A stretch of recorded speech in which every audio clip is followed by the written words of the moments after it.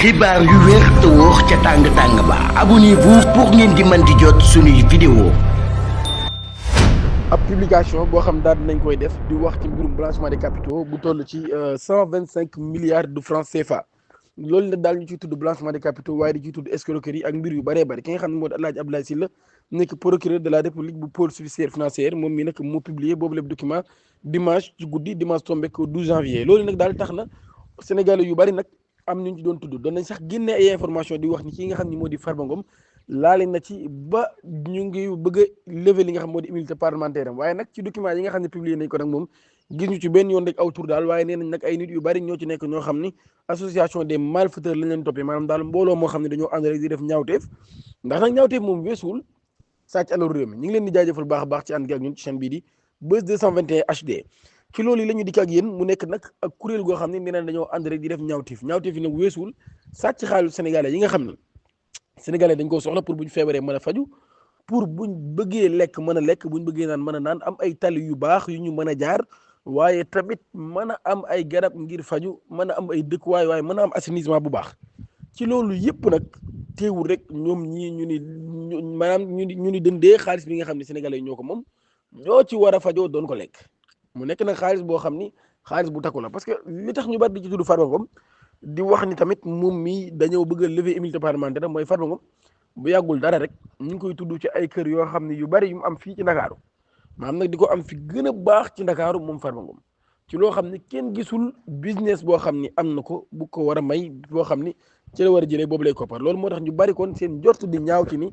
Farba Ngom mii daal xaalisu askan wi la jël doon ko jëfandikoo ndax daal Farba Ngom ku ne xam na ni même buñ dee wax mbirum suuf daanaka ñaare suuf suñ tudd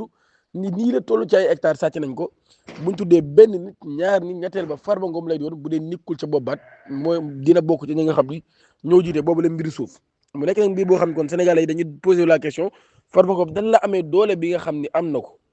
ci maanaam doon mën a am suuf su bari su toll nii ak li mu am ci ay koppar lépp ak ban liggéey moo ko may moo tax sénégalais yi démb sax gis nañ beneen document boo xam ne publié nañ ko mais bu dee document boobu du dëgg ñu bind ci document bi nii pôle judiciaire financier bi dafa sàkku ngir ñu lever immunité parlementaire bu Farba Ngom ngir ci enquête boobu yi nga xam ne amal nañ ko waaye loolu nag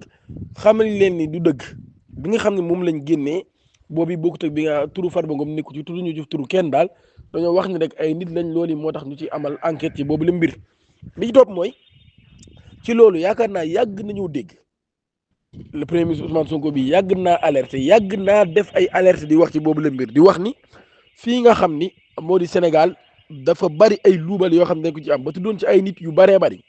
yoo xam ni xëy na bu enquête jibee seeni biir dina leer ay sénégalais yu bari ñi nekkoon ay directeurs généraux ñi nekkoon ay ministres ñu yàgg leen a tudd ci mbirum luubal mu mel noonu te nag day toll ci ay koppar yu baree bari maanaam ay milliards l'affaire Prodac xewoon na fi ñu tudd Mame Mbaye Niang ci luubal gu toll ci 29 milliards Mamour Diallo déggoon nañ ko ci 94 milliards ki nga xam ne moo di Omar Anne 500 millions ak yeneen yu bëree bëri ñoo xam ne ci gouvernement bi fi nekkoon ci lañ bokk te it am na ay rapport yoo xam ne Cour des comptes daf ko doon génnee le chef de l'État ki fi nekkoon Macky Sall ni man maa ci teg sama conc maanaam mu ni am na dossier yoo xam ne man maa ci teg sama conc loolu nag mooy am na dossier yoo xam ne génnee nañ ko gis naa ko xam naa ni dëgg la waaye nag man maa def en sorte que kenn du leen atte te kenn du leen teg ci yoon li ko waral mooy ñenn ñi samay xarit lañ wala ñenn ñi sax buñ leen laalee dëkk bi yëngu li yëngal dëkk bi du dara lu dul moom mi nga xam ni mooy le chef de l'État moom mooy yëngal dëkk bi parce que moom moo jiite te bëggul ñu laal ay jegeñaaleem yaakaar naa tudd nañ fi ñu bëree bëri ci wàllum luubal rakkam sax dem nañ ba tudd ko ci wàllum luubal ci ay milliards waaye comme moom le chef de l'État nee na moom moo teg kuddam moom moo ci teg coñcaam parce que luubal googu ci wàllum milliards ci fàttali information mi ngi génnee ci ak këru taskaayu xibaar boo xam ni BBC News la tudd ñoom ñoo génne woon ñoo defoon ay enquête ci Franck Timis ak Alioune Sall génnee ci ak luubal gu jéggi daay goo xam ne defoon nañ ko ci suñu pétrole bi ak suñu gaz ci ak fàttali nag ñu bari da ngay wax tey ji ñu ne ñi ngi koy exploité liñ doon wax ci luubal geeg yooyu amut bien sûr mën naa am de mais dafa fekk ne ay contrat mën nañ ko renégocier waat comme exemple bi may jël rek mooy ci autoroute bi nga xam ni moo jóge fii jëm Kaolack biñ ko ci El Malick Ndiaye ñëwee biñ ko renégocier waatee moo tax ñu amaat bénéfice bu toll ci 25 milliards de francs CFA nga xam ne négociation yu njëkk yi moom dafa jéggi woon dayoo nga xam ne biñ ko négocier waatee rek am nañ ci bénéfice bu toll ci 25 milliards de francs CFA maanaam accords yi nga xam ne entre réew yi dañ koy am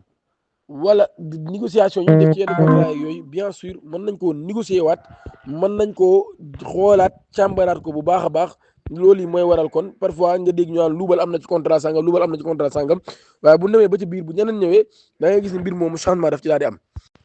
da ngay gis ni changement daf ci daal di am bu baax a baax parce que ñi ñëw ñu renégocier waat contrat yooyu noonu xoolaat ko càmbaraat ko bu baax a baax xool lan moo ci intérêt réew mi ak lan moo ci nekkul intérêt réew mi mais li ci am mooy yàgg nañu wax fii nañ taxawal haute cour de justice taxawal nañ haute cour de justice am nañ pôle judiciaire financier bi mi ngi fi lépp yemb na jamono ji leen rek moo des ñu commencé les procédures te enquête yi commencé na comme enquête yi commencé na nag ay luubal ak yooyu am na ci képp koo xam ne ministre nga woon wala directeur général nga bokk ci boobule mbir nga tuddee ci haute cour de justice am na boo xam ne fanaan lay attee lépp loo yoree réew mi nga delloo ko réew mi bu dee peine de prison yoo war a tëdd nga tëdd ko parce que nag ba xam nga bari dem ñi ngi wax fii ci li xew ci Congo Sambou Toumba mi ngi wax ni même mi nga xam ne mooy le ministre de la justice ci réew moomu kurunaa yi ni jàpp ñu ne peine de boo dañ leen waate rey leen ci déclaration lu mu wax mu ni même sax pôle judiciaire finance bi ñu taxawal moom li mu bëgg mooy ñu def en sorte que képp koo xam ne ci réew mi nga nekk dërëm boo sàcceeb dërëm ñu àtte la ray la maanaam mu ni képp koo xam ne ministre nga wala DG wala loo mën a doon bu dee da ngaa sàcc xaalisu réew mi moom li mu bëgg mooy buñ la jàppee ñu fàtt sa bakkan te loolu nag wax dëgg yàlla c'est raisonnable sàcc alul réew mi moom yàq kii dogaale nit ñi di leen rey pour jël si alal yéen a yem parce que nit ki nga xam bu feebaree war dem hôpital faju lam waroon a fajoo ngeen koo dëndeex tabax ci ay kër di ci may ay xale yu jigéen di jënd ay oto di ci voyager fépp ci àdduna bi di ci noos wax dëgg yàlla kooku moom boo ko jàppee daanaka lu dul ray dëgganul ci moom lu dul ray dëgganul ci moom xaalis bi nga xam ne askan bi ci lañ war a defaree ay yoon pour mën a yembal seenu dem nga jël ko moo tax tali accident yi gis lu nekk tali bu baaxul yi bokk na ci li ko waral ki koy xam ne nag yaa lekk xaalis boobu wax dëgg yàlla buñ la jàppee teg la ci yoon jaadu na nit ñi nga xam ne ñi ngi xiif mënuñoo lekk mënuñoo nan nga tëdd ci seen xaalis buñ la jàppee waxuma la rey waaye buñ mënoon def lu raw rey sax dafay jaadu ci yow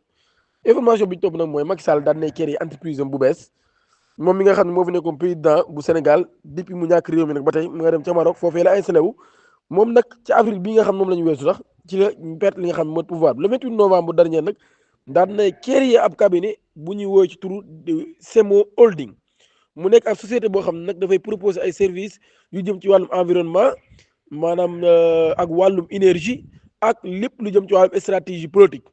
bare journal marocain bi nga xam ne moo di Le Desk moom mi ngi wax ne entreprise boobee daal mi ngi nekk ca benn quartier boo xam ne mi ngi nekk ca Marrakech moom Semo Holding mu nekk nag ab entreprise boo xam Macky Sall daf koo defar ngir nekk nag acteur majeur en Afrique ci wàllum entreprise yooyee